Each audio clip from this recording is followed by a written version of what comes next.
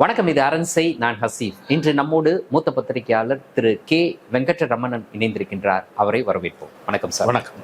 தமிழ்நாட்டில் தற்போது நிலவக்கூடிய இந்த அரசியல் சூழல், இதுல ரொம்ப முக்கியமான ஒன்று, ஆளுநர் அவர்கள் அதிகமான இடங்களில் வென்ற தாவேகாவை அழைத்து ஆட்சி அமைப்பதற்கு ஒரு வாய்ப்பு கொடுக்கணும். அதற்கு பிறகு தாவேகா அவர்களுடைய பலத்தை சட்டமன்றத்தில் நிரூபிக்கணும். இதுதான் காலம் காலமாக கடைபிடிக்கப்பட்ட வரக்கூடிய ஒரு மரபு அப்படின்னு ஒரு தரப்பினர் சொல்றாங்க.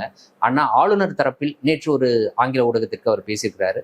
அவர் என்ன சொல்றாரு அப்படின்னா, அவர்கள் ஆட்களை கொண்டு வந்து நீங்க ஆளுநர் மாளிகையில பலத்தை நிரூபிக்க வேண்டிய தேவை கிடையாது. எனக்கு எவ்வளவு பலம் இருக்கு அப்படின்னு ஒரு கட்சி, அதாவது 118 அப்படின்ற அந்த இடம், யார் யார் மூலமாக நான் அந்த பலத்தை பெறுகிறேன் அப்படின்றத தகவலை எனக்கு தெரிவிக்கணும். அதை கிராஸ் செக் பண்ணிட்டு நான் அவருக்கு பொறுப்பு கொடுப்பேன் அப்படின்ற மாதிரி சொல்லியிருக்கிறாரு.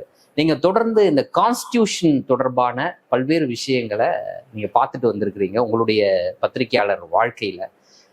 ஆளுநர் சொல்லக்கூடிய இந்த விஷயத்தை நீங்க எப்படி பார்க்குறீங்க? அதாவது பொதுவான ஒரு விஷயம் என்னன்னா, ஒரு தேர்தலுக்கு பிறகு ஒரு சட்டமன்றத்துல யாருக்கும் பெரும்பான்மை இல்லாத ஒரு நேரத்துல ஆளுநருடைய பங்கு மிக முக்கியமாக இருக்கும். ஆமா, பெரும்பான்மை யாருக்கு என்று சொல்ல முடியாத நேரத்துல அவர் தன்னுடைய அதிகாரத்தை பயன்படுத்தி அவர் யாருக்கு பெரும்பான்மை பெறுவதற்கான வாய்ப்பு இருக்குன்றதை மட்டும் அவர் ஒரு அனுமானம் செய்து அதன் அடிப்படையில தான் பொதுவா முதல்வரை நியமிப்பாங்க. அது வந்து பிரிட்டன்ல இருந்து வந்த கன்வென்ஷன். ஓகே, இதுக்கு வந்து நம்முடைய அரசியல் சட்டத்துல நேரடியா இதுல வந்து இன்னதான் செய்ய வேண்டும்னு இல்லை. இது வந்து முழுக்க முழுக்க மரபின் அடிப்படையிலேயே, மரபுகளின் அடிப்படையிலேயே இது வந்து செய்யப்படுது. உதாரணத்துக்கு இங்க பிரிட்டன்ல என்ன செய்வாங்கன்னா, ஒரு தேர்தலுக்கு முன்னால் யாரு பிரதமரா இருந்தாலோ, அவர் கட்சி தோத்துட்டாலோ வேறு யாருக்கும் வாய்ப்பு இல்லைன்னா அவர்கிட்டயே கேட்பாங்க, உங்களால வந்து வேறு ஒரு ஆட்சி அமைக்க முடியுமான்னு கேட்பாங்க. அவர் முடியாது என்று சொல்லும் பட்சத்துல தான் இன்னொருத்தர வந்து அழைப்பாங்க. அந்த மரபு நம்ம ஊர்ல கிடையாது. ஏன்னா தோற்று போன ஒரு பிரதமரோ இல்ல முதலமைச்சரோ அவங்க வந்து நேரடியாக வந்து நாங்கள் ஆட்சி வைப்போம்லாம் சொல்ல மாட்டாங்க. அவங்க வந்து பதவியை ராஜினாமா பண்ணிட்டு அடுத்தவருடைய பதவியேற்புக்காக காத்திருப்பாங்க. அது ஒரு மரபு. அது ஒரு மரபு. இரண்டாவது வந்து சாதாரண மரபு எப்படின்னா, கடந்த காலங்களில் வந்து குடியரசுத் தலைவரை பொறுத்த வரைக்கும் அவங்க வந்து சிங்கிள் லார்ஜஸ்ட் பார்ட்டி என்ற அடிப்படையில் தனிப்பெருங்கட்சியா யார் இருக்காங்களோ அவங்கள வந்து அழைச்சி வச்சுருவாங்க. அதே நேரத்தில் அப்படிப்பட்ட ஒரு கட்சிக்கு எப்படி ஒரு 5, 10 அல்லது 15 ஆட்கள் குறைவாக இருந்தது. அவர் வந்து என்ன செய்யணுன்றதுக்கான சரியான கைட்லைன்ஸ் கிடையாது. இப்போ மரபு என்னன்னா, ஆதரவு கடிதங்களை பெற்று அதன் அடிப்படையில் ஆளுநரோ குடியரசுத் தலைவரோ திருப்தி அடைந்தால் அவங்க வந்து அவங்கள வந்து நியமிச்சிருவாங்க. அதே நேரத்தில் இது எங்ககிட்ட கொடுத்த பட்டியல் போராது, நீங்க வந்து அதை அவைக்குள்ளே மன்றத்தில் வைத்து நீங்க வந்து நிரூபிக்க வேண்டும்ன்ற ஒரு கண்டிஷனா போடுவாங்க. இதுதான் சாதாரணமா நடக்கும். அப்போ பட்டியல் கண்டிப்பா கொடுத்தாகணும். பட்டியல் நில ஒரு எண்ணிக்கையாவது கொடுக்கணும். அதாவது அது 118 கிராஸ் ஆகணும். அதுதான் நான் என்ன சொல்றேன், அது கிராஸ் ஆகணும் கிராஸ் ஆகாதுன்றது அந்தந்த ஆளுநர் செய்யக்கூடியது. நான் சொல்றது ஒரு 3-4 எடுத்துக்காட்டு சொல்றேன். 1989 தான் முதல்ல காங்கிரஸினுடைய பெரும்பான்மை இழந்தது. ஆமா, அப்ப வந்து ராஜீவ்காந்தி தலைமையில வந்து தனிப்பெருங்கட்சியா அவங்கதான் இருந்தாங்க. குடியரசுத் தலைவர் அவருக்கு தான் முதல் வாய்ப்பு கொடுத்தாங்க. அவர் மறுத்து விட்டார். நான் எனக்கு லெஜிட்டிமசி கிடையாது, நாங்க வந்து தோற்ற கட்சி, நாங்க ஆட்சி அமைக்க மாட்டோம்னு சொன்னாங்க. அவர் சொன்ன பிறகு மற்ற கட்சிகள்லாம் கூடி பேசி விபி சிங் ஆதரவு இடதுசாரிகளும் கொடுத்தாங்க, பாரதிய ஜனதா கட்சியும் கருத்து. ஐ திங்க் அப்ப ஜனதா தளுக்கு 143 எம்பிஸ் இருந்தாங்க, பிஜேபிக்கு 88க்கு மேல இருந்தது. இவங்க எல்லாரும் சேர்ந்து இடது கட்சிகள்லாம் சேர்ந்து அவரை பண்ணாங்க. இது வந்து சாதாரண. அதே மாதிரி 96ல மீண்டும் காங்கிரஸ் பெரும்பான்மை இழந்தது. ஆமா, நரசிம்மராவ் ஆட்சி இருந்து தோற்கும்போது அப்பவும் வந்து குடியரசுத் தலைவர் வாஜ்பாயை நியமித்து விட்டார். ஆமா, அவருக்கு பெரும்பான்மை இல்லைன்னு எல்லாருக்கும் தெரியும். ஏன்னா பொதுவாக அரசியல்ல வந்து இந்த கட்சிக்கு யார் வெளியில இருந்து ஆதரவு கொடுப்பாங்க, யார் கொடுக்க மாட்டாங்கன்ற ஒரு பொதுவான ஒரு அனுமானம் எல்லாருக்குமே இருக்கும்.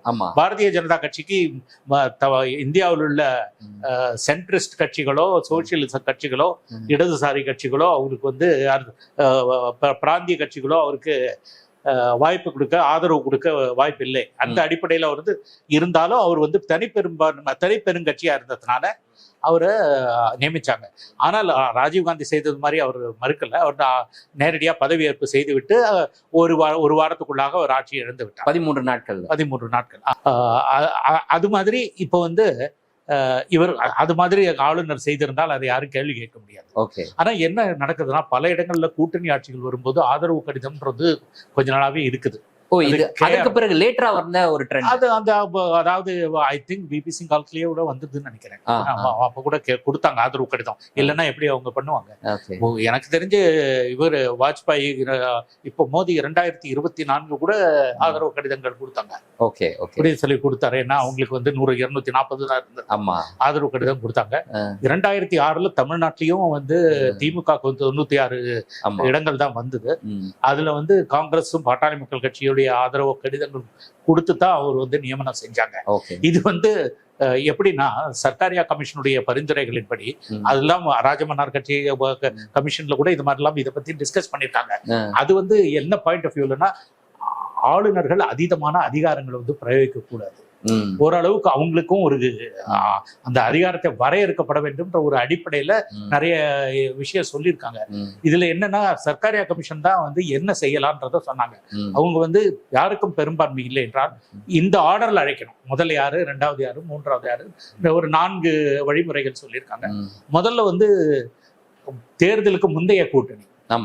இதுலதான் இப்போ என்டிஏவா இருக்கட்டும், 2006 திமுக காங்கிரஸ் கூட்டணியா இருக்கட்டும், இந்த அடிப்படையில் தான் அவங்களுக்கு முதல் அழைப்பு போகுது.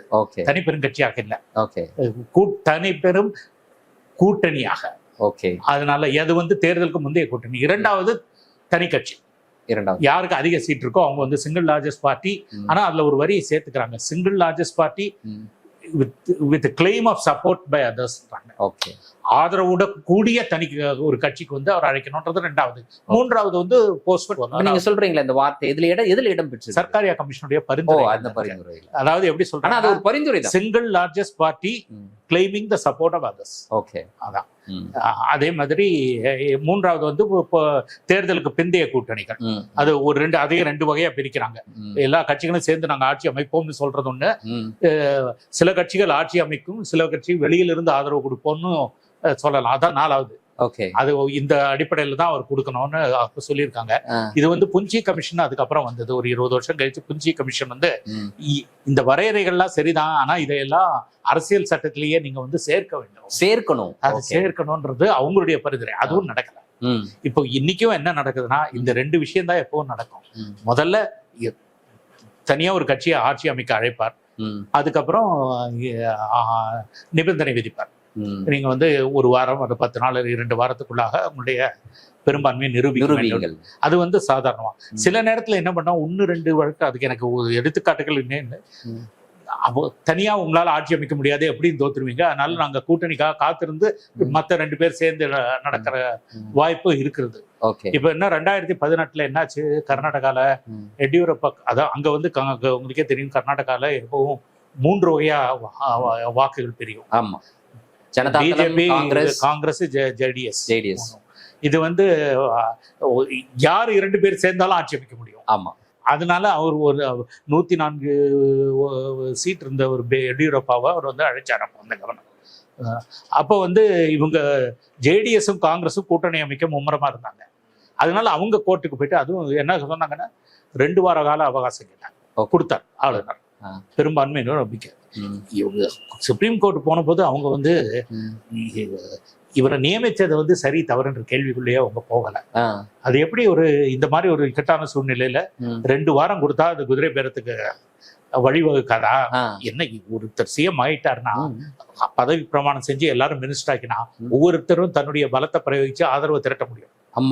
அதுதான் ஒருத்தருக்கு வாரிய தலைவர் பதவியோ இல்ல அமைச்சர் பதவியோ கொடுத்து அவங்க வந்து சில வழக்குகளை நாங்க வந்து தாமதப்படுத்துவோம், வித்ட்ரா பண்ணுவோம், இப்படியெல்லாம் சொல்லி எம்எல்ஏக்களை வந்து அவங்களால விலைக்கு வாங்கறதுக்கான வாய்ப்பு இருக்குது. இதனால வந்து இது ரொம்ப அதிகம்னு சொல்லி நாளைக்கே நடத்துட்டாங்க. ஃப்ளோர் டெஸ்ட் நாளைக்கே நடத்துட்டாங்க.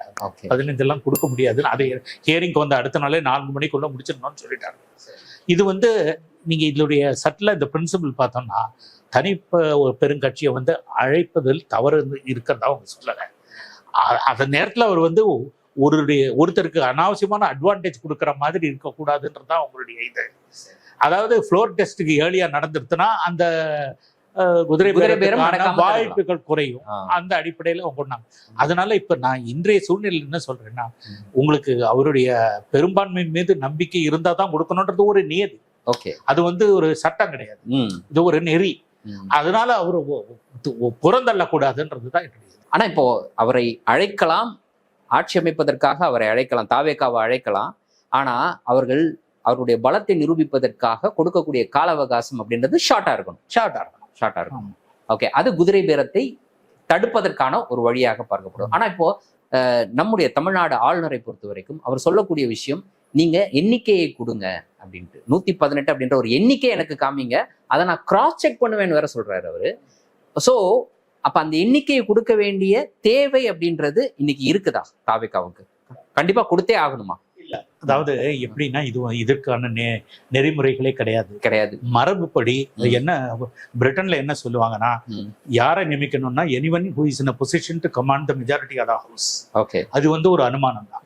இது வந்து அவரால் பெரும்பான்மை சேர்க்க முடியுன்ற ஒரு நம்பிக்கை இருந்ததுனாலே கொடுத்துடலாம். இது ஆளுநருடைய தனிப்பட்ட திருப்தி. ஓகே, இது வந்து எண்ணிக்கைன்றது ஆப்ஜெக்டிவ். ஓகே, எவ்வளவுன்னு கேட்டு நீங்க சொன்ன மாதிரி கிராஸ் செக் பண்ணக்கூடியது. இந்த கட்சி எங்களுக்கு ஆதரவுன்னா அந்த கட்சி தலைவர் கூட்டு உண்மையான கேட்ட முடியும். ஆனா சப்ஜெக்டிவ் சாட்டிஸ்பாக்சன் ஒண்ணும் செய்ய முடியாது. எனக்கு தோணுதே இவரால பெரும்பான்மை நிரூபிக்க முடியும், அதனால ஆட்சி செய்யறேன்னு சொல்லலாம். அதாவது ரெண்டுமே வேலிட். ஒருத்தரை வந்து நியமிச்சு நீங்க பெரும்பான்மையை நிரூபிக்கணும் இவ்வளவு நாட்களுக்குள்ள சொல்றதும் சரிதான். இல்ல இவருக்கு மேல எனக்கு சந்தேகம் இருக்க ஒரு எண்ணிக்கை கொடுத்து அதன் அடிப்படையில நான் முடிவு பண்ணுவேன்னு கேட்கறதும் சரிதான். அதனால அரசியல் சட்டப்படி இது தவறு இல்லை அவர் சொன்னது. இது என்னன்னா, அது பெரும்பான்மை இல்லைன்னு தெரிந்த பிறகும் வேற ஏதாவது முயற்சி செய்யணும். நீங்க அதுக்கு நீங்க வந்து இப்ப அவர் கேட்டதுலயே ஒரு சின்ன சிக்கல் இருக்கு. அதை கூட நீங்க பாத்திருப்பீங்க. அவரு நான் தான் லார்ஜஸ்ட் பார்ட்டி, எனக்கு என்னை அழைப்பு விடுங்கள்னு அவர் கேட்கல. நாங்க இவர்களோட கூட்டணி சேர்ந்து ஆட்சி அமைக்கிறோம்னு சொன்னதுனால காங்கிரஸோட சேர்ந்து இருந்தா, ஆமா நீங்க 108 அவங்க 5 118 113 வருது, 107 தான் டெக்னிக்கலி, 112 இருக்கு. மீதிக்கு என்ன எங்க போவீங்கன்னு தான் கேட்டிருக்காரு. அதாவது ஒரு சிலர் என்ன சொல்றாங்கன்னா, இவர் வந்து வேற யாருடைய ஆதரவும் இல்லாம நாங்க தான் தனிப்பெருங்கட்சி எங்களை அழைப்பு விடுங்கன்னு சொல்லியிருந்தா ஆளுநர் செய்திருக்கலாம் அப்படின்ற ஒரு வாய்ப்பு இருக்குன்றாங்க. ஆனா இதுல என்னன்னா, எல்லாருக்குமே தெரியும், ஆளுநருக்கு நன்றாக தெரியும் இவர் வந்து எவ்வளவு எண்ணிக்கை இருக்குன்னு. அவர் இதை புறந்தள்ளி விட்டு நேரடியா நான் உங்களை இந்த ஆதரவு கடிதம்லாம் வேண்டாம், உங்களை தனிப்பெருங்கட்சியா நாங்க பண்றோம், நீங்க வேணா ஆதரவை திரட்டி ஒரு வாரத்துக்குள் நீங்க பெரும்பான்மை நிறுவீங்கன்னு சொல்லியிருக்கலாம். அதுவும் தவறாம இருக்கலாம். அவர் சொல்லாததுக்கு இப்ப வந்து காரணம் என்னன்னா, வேற ஏதாவது ஒரு கூட்டணியை உருவாக்க முயற்சி பண்றாங்களோன்னு இப்ப தோணுது. அது ரொம்ப அப்ரப்டா தெரியுது, வட்டமாக தெரியுது. ஓகே, சரி, இன்னொரு விஷயம், எஸ்ஆர் பொம்மையுடைய வழக்கை சுட்டிக்காட்டி கேட்டபோது, அதாவது பெரும்பான்மையை நிரூபிக்க வேண்டிய இடம் சட்டமன்றம் தான், ஆளுநர் மாளிகை கிடையாது அப்படின்னு சுட்டிக்காட்டி ஆளுநரிடம் கேள்வி எழுப்பிய போது அவர் சொன்னக்கூடிய பதில், எஸ்ஆர் பொம்மை வழக்கு அப்படின்றது இந்த செனாரியோவுக்கு பொருந்தாது அப்படின்றாரு. நீங்க எப்படி பார்க்கறீங்க? உண்மையிலே பொருந்தாதா? ஆமா, உண்மையிலே பொருந்தாது. ஏன்னா இதுக்கு 2 காரணம் இருக்கு. பொம்மை வழக்குன்றது வந்து அடிப்படையிலேயே அரசியல் சட்டத்தின் 350வது பிரிவின் கீழ் ஆட்சியை கலைத்து, சட்டமன்றத்தையும் கலைத்து, ஆளுநர் ஜனாதிபதி ஆட்சியை அங்கே ஸ்தாபித்து விட்டு அவங்க வந்து செய்யறது சரியா இல்லையான்றது தான். இது வந்து பல்வேறு சூழ்நிலைகள்ல வந்து இந்த ஆட்சி கலைப்பு நடத்துறது, சட்டம் ஒழுங்கெல்லாம் சில நேரத்துல நடக்கும். பட் பெரும்பான்மையான நேரத்துல என்ன நடக்குது, ஒரு ஆளுங்கட்சி பிரிகிறது, அதை உடைந்து போய் ஒரு சிலர் வந்து நாங்க இந்த ஆட்சிக்கு ஆதரவு தரமாட்டோம் இனிமே அப்படின்னு சொல்லிட்டு ஆளுநர்கிட்ட வந்து ஆதரவு விலக்கல் கடிதம் கொடுக்கலாம். அதை வந்து ஆளுநர் ஆமாமா அவர் பெரும்பான்மை இருந்துட்டார் அப்படின்னு சொல்லிட்டு அவரை வந்து முடிவெடுக்கலாம். இப்போ என்ன பண்ணாங்க, 1-2 வழக்கில் இந்த அதிருப்தி குழுவினர்லாம் சேர்ந்து நாங்கள் 100 பேர் இருக்கோம் பாருங்கன்னு ராஜ்பவன்ல கூடிட்டாங்க. அவர் வந்து இவர் எண்ணிக்கையை வந்து எடுத்து எண்ணி பார்த்து, ஆமா அவர் பெரும்பான்மை இருந்து விட்டதுன்ற அடிப்படையில் ஒரு சிஎம் டிஸ்மிஸ் பண்றாங்க. இதெல்லாம் செய்யக்கூடாதுன்றது தான் அது. அதாவது ராஜ்பவன்ல வந்து ஒரு பரேடு நடத்தக்கூடாது. அப்போ ஃப்ளோர் டெஸ்ட்ன்றது சட்டமன்றத்துக்குள்ளேயே தான் இது வந்து நீங்க முடிவு செய்ய வேண்டும், அந்த இடத்துல தான் சொல்றாங்க. அதனால சட்டமன்றத்துல ஒரு ஃப்ளோர் டெஸ்டா, ராஜ்பவன்ல ஹெட் கவுண்டா, இதை பார்க்கும்போது ஃப்ளோர் டெஸ்டான்னு சரின்னு சொல்றேன். இப்போ 2வது என்னன்னா, அவங்களுடைய தீர்ப்புல வந்து 396வது பேரா அவங்க வந்து நாங்க we make it clear that this is applicable only in a situation where an incumbent chief minister has apparently lost his majority. It is not relevant to a situation where after a general election the governor is in the process of forming a government. அதாவது இந்த தீர்ப்பு வந்து ஒரு ஆட்சியில ஒரு முதலமைச்சர் தன்னுடைய பெரும்பான்மை இழந்தாருன்னு சிலர் சொல்லும்போது அவருடைய கூற்று உண்மையா பொய்யா என்பதை சட்டமன்றத்துல வந்து நீங்க நம்பிக்கை வாக்கெடுப்பு மூலம் தான் நிரூபிக்க வேண்டுமே தவிர ராஜ்பவனுக்கு படையெடுப்பு செய்து நாங்கள்லாம் இனிமேல் இந்த அரசாங்கத்தை ஆதரிக்க மாட்டோம், நாங்க இவ்வளவு எண்ணிக்கை இருக்கோம் அப்படி சொல்லக்கூடாதுன்றது அந்த சூழ்நிலைக்கு தான் பொருந்தும். ஆனா தேர்தலுக்கு பிறகு எந்த கட்சிக்கும் பெரும்பான்மை இல்லாத ஒரு நேரத்துல நீங்க வந்து ஆளுநர் வந்து யாரை நியமிக்கலாம்னு யோசிக்கிற நேரத்துல இல்ல ஃப்ளோர் டெஸ்ட்ன்ற ஒரு பிரின்சிபல் பெரும்பான்மையை சட்டமன்றத்தில் தான் நிரூபிக்க வேண்டும் அப்படின்ற எந்த அவசியமும் அந்த அவசியம் அதாவது இது குறித்து நாங்க எதுவும் சொல்ல போறது இல்லை, இது வந்து ரெலவெண்ட் இல்ல, அதுக்கு மேல சொல்றது இல்லைன்ற. அதாவது நான் வேறு விதமா இதை வந்து இன்டர்பிரட் பண்றது யாருக்கு பெரும்பான்மை இருக்குன்றத அனுமானம் செய்யற ஆளுநர் ஆதரவு கடிதம் மூலம் செய்யலாம். அது வந்து இறுதியானது இல்லை, அதுக்கு பேர் பிரைமா ஃபேசி கேஸ். ஓகே, பெரும்பான்மையே இருக்குதுன்னு வச்சுக்கோ ஒரு தனி கட்சி அவர் ஆதரிக்கும் போது அவருடைய கட்சியில இருக்கிற சட்டமன்ற உறுப்பினர்கள்லாம் முதல்வரை ஆதரிப்பாங்கன்ற ஒரு நம்பிக்கையில் தானே கொடுக்குறாங்க. இப்ப கொண்டு நீங்க இப்போ நிறைய இடத்துல காங்கிரஸ் மாதிரி கட்சிகள்ல வந்து சிஎம்க்கு எதிராக அதிருப்தியாளர்கள் கட்சிக்குள்ளேயே இருப்பாங்க. கடும் போட்டிக்கு அப்புறம் தான் யார் சிஎம்ன்றத முடிவு செய்வாங்க. அவரை நியமிப்பு அவர் யாரு கேரளால கூட யூடிஎஃப் தலைமையா ஒரு யாராவது சீஃப் மினிஸ்டர் பதவி ஏற்க போறாங்க. ஆளுநர் வந்து அவரை வந்து அங்க காங்கிரஸ்குள்ள சில பேர் அவருக்கு எதிராக வாக்களிக்க மாட்டாருன்னா உத்தரவாதம் யாராவது தர முடியுமா? நடக்காதுன்றது வேற விஷயம். ஆனா என்ன தன்னுடைய நம்பர் இருக்கு, பிரைமா ஃபேசி அவருக்கு நம்பர் இருக்குது. அதனால அது மாதிரி அதரவு கடிதம்னா இவர்கிட்ட 100 இருக்கு, அவர்கிட்ட 10 இருக்கு, அவர்கிட்ட 20 இருக்கு, எல்லாரும் சேர்ந்து ஆட்சி பண்றாங்கன்னா சரின்ற அளவுக்கு திருப்தி, தன்னுடைய சொந்த திருப்திக்காக இதை செய்யறாங்க. அதுக்கும் ஃப்ளோர் டெஸ்ட்டுக்கு சம்மந்தம் இல்லை. இதுல முக்கியமான விஷயம் என்னன்னா ஆதரவு கடிதம் பெற்ற பிறகும் கூட அதை அப்படியே ஏற்பதில்லை. 10 நாளுக்குள்ள பெரும்பான்மையை நிரூபிக்க வேண்டும்ன்ற நிபந்தனையோட தான் இவங்க வந்து செய்யறாங்க, நியமனமே செய்யறாங்க. ஸோ அதனால அது ஒரு பெரிய பிரச்சனை இல்லைன்னா. அதனால இப்போ பொம்மை வழக்கு போல ஃப்ளோர் டெஸ்ட் செஞ்சா ஆகணும்ன்ற நிர்பந்தம் இல்லை. ஆனா இப்போ சுலபமான விஷயம் என்னன்னா யார் தனி பெருங்கட்சியா இருக்குங்களோ அவங்களை அழைத்து சீக்கிரமா நிரூபிங்கன்னு சொல்றது எல்லா பிரச்சனைகளுக்கும் ஒரே தீர்வாக இருக்கும். சரி, இப்போ ஆளுநரோட ஸ்டாண்ட்ல இருந்து பார்க்க போனோம் அப்படின்னா தாவேகாவிடம் இருந்து 118 அப்படின்ற எண்ணிக்கை அவர் எதிர்பார்த்து காத்துக்கிட்டு இருக்காரு. அதற்கு ஒரு கால அவகாசம் கூட நேற்று அவர் பேசும்பொழுது அந்த தனியார் தொலைக்காட்சியில பேசும்போது கூட சொல்றாரு 2 to 3 days அப்படின்ட்டு. அப்படி வைத்து பார்க்கும்போது திங்கட்கிழமை வரைக்கும், இப்ப திங்கட்கிழமைக்குள்ள வந்து அந்த 118 அப்படின்ற எண்ணிக்கையை தாவேகா காட்ட முடியல அப்படின்னா ஆளுநர் முன்னாடி இருக்கக்கூடிய அடுத்த ஆப்ஷன் என்ன, அவர் என்ன செய்வார்? அதாவது ஒரு அடுத்த வேறு யாருக்காவது கூட்டணி அமைக்க வாய்ப்பு இருந்தா அவங்களுக்கு வாய்ப்பு கொடுக்கலாம். இப்போ வேறு இரு கட்சிகளோ இல்லை வேறு 120 எம்எல்ஏக்களோ சேர்ந்து இவரை நாங்கள் தேர்ந்தெடுக்கிறோம்னு சொன்னா அது செய்யலாம். தாவேகாவே கூடுதல் ஆதரவை பெற்றிருக்கிறோம்னு சொல்லி வரலாம். ஏன்னா என்ன செய்ய முடியும் அதிகபட்சம்? இப்போ ஆளுநர் ஒரு முடிவுக்கு வந்துட்டாருன்னா யாருக்கும் பெரும்பான்மை இல்லை, யாராலே ஆட்சி அமைக்க முடியாதுன்னா அவர் அசம்பிளியை சஸ்பெண்ட் தான் பண்ண முடியும். சஸ்பெண்டட் அனிமேஷன்ல தான் வைக்க முடியும். முடக்க தான் முடியுமே தவிர கலைக்க முடியாது. ஏன்னா என்னுடைய இப்போ அதே பொம்மை தீர்ப்புப்படி ஒரு ஆட்சியை வந்து கலைத்தவுடன் குடியரசுத் தலைவர் ஆட்சியை வந்து செய்தவுடன் நீங்க வந்து சட்டசபையை கலைக்க கூடாது. 2 அவைகளில் பார்லிமெண்ட்ல வந்து அது ராட்டிஃபை பண்ணணும். லோக்சபா ராஜ்யசபா இரண்டிலும் குடியரசுத் தலைவர் ஆட்சி அங்க வேற வழியில செய்தது சரிதான் அவங்க வந்து தீர்மானம் நிறைவேற்றிய பிறகுதான் கலைக்கணும்ன்றது பொம்மை வழக்குல நடைமுறையை வந்து இன்ட்ரடியூஸ் பண்ணிட்டு அதுதான் இப்ப சட்டம். சரி, இப்போ அப்ப ஒரு முடக்கினாங்கன்னா ஒரு எல்லாருக்குமே வாய்ப்பு அதிகமாகுது. ஏன்னா ஒரு குறைந்தபட்சம் 3 மாசம் ஆகும் பார்லிமெண்ட்ல எல்லாம் போய் இதெல்லாம் ராட்டிஃபை ஆகுது. அது சில வாரங்கள்லயே பண்ணணும்னு இருக்கு அரசியல் சட்டத்துல. ஆனா அந்த வாரங்கள்ல வந்து நீங்க வந்து மற்றவங்க முயற்சி செய்யலாம். சரி, செய்யலாம். அப்ப கூட தாவேகாவால செய்ய முடியும். சரி, இப்போ ஆளுநராக முன் வந்து 2வது பெரிய கட்சி அப்படின்ற அடிப்படையில திமுகவை ஆட்சி அமைப்பதற்கு அழைக்கலாமா? அழைக்கிறதுக்கு வாய்ப்பு? அது வந்து தார்மீக நெறிப்படி சரியா இருக்காது. ஏன்னா அவர் முதல்ல இல்ல ஃபர்ஸ்ட் ஆப்ஷன் கொடுத்து பார்த்தாச்சு. அவர் நியமனம் பண்ணாதான் அந்த ஆப்ஷன் கொடுத்ததா எடுத்து. நியமனம் பண்ணதுக்கு பிறகு அவர் நியமனம் பண்ணி சட்டப்பேரவையில அவர் நம்பிக்கை தோல்வி அடைஞ்சதுக்கு பிறகு அதை செய்யலாம். ஆமா, பேச்சுவார்த்தை வேணா நடத்தலாம், உங்களால பண்ண முடியுமான்னு. ஆனா அவரை நியமனம் பண்ணா சரியா இருக்காது.